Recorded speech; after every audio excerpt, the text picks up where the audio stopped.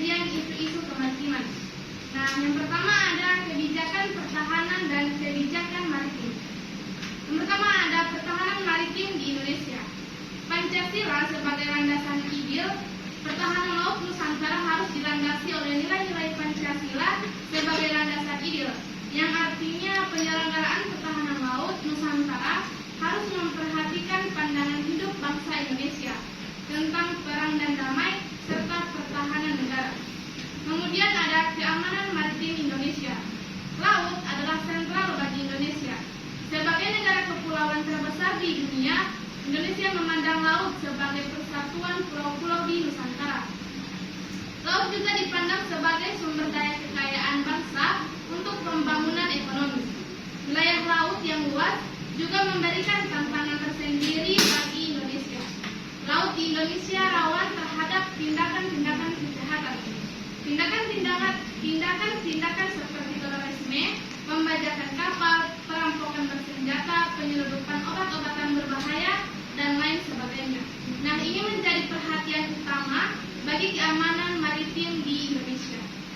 Kemudian ada kebijakan pertahanan dan keamanan maritim.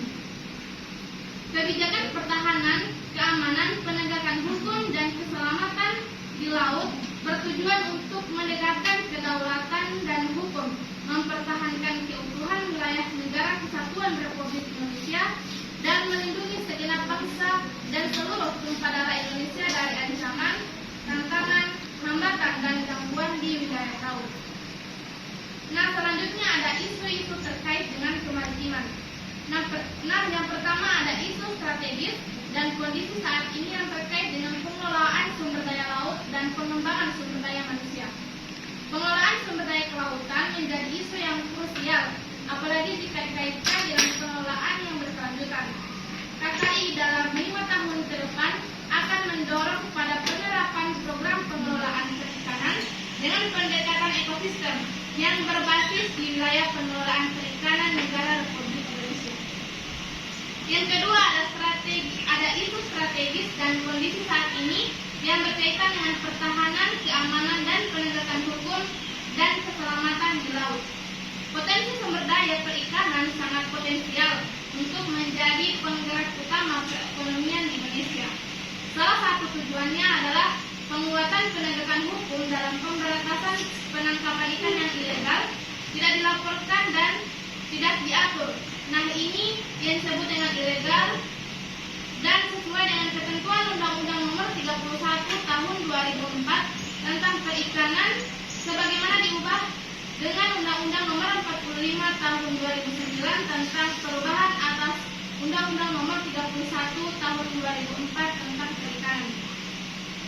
Yang keempat ada isu strategis dan kondisi saat ini terkait ekonomi dan infrastruktur kelautan dan peningkatan kesejahteraan. Sebagai negara kepulauan, pembangunan nasional menghadapi dua isu besar yang menantang, yaitu konektivitas maritim dan pemerataan pembangunan. Yang kelima ada isu strategis dan kondisi saat ini terkait dengan pengelolaan ruang laut dan perlindungan lingkup laut. Indonesia sebagai negara kepulauan dianugerahi berbagai potensi ekonomi termasuk sumber daya alam dan lingkungan. Kemudian yang keenam ada isu strategis dan kondisi saat ini terkait dengan budaya bahari. Sejarah mencatat Indonesia telah berhasil menjelajahi lintas benua serta melakukan perjalanan panjang dalam misi perdagangan dan diplomasi. Yang ketujuh ada isu strategis dan kondisi saat ini terkait dengan diplomasi maritim. Sejak diimplementasikannya KKI sebagai penerjemah visi poros maritim dunia, kondisi geopolitik dan geoekonomi dunia harus dan terus mengalami pergeseran. Nah, kesimpulan dari materi ini, perkembangan lingkungan strategi Indonesia mengalami perubahan pesat yang tidak pernah terbayangkan. Satu dekade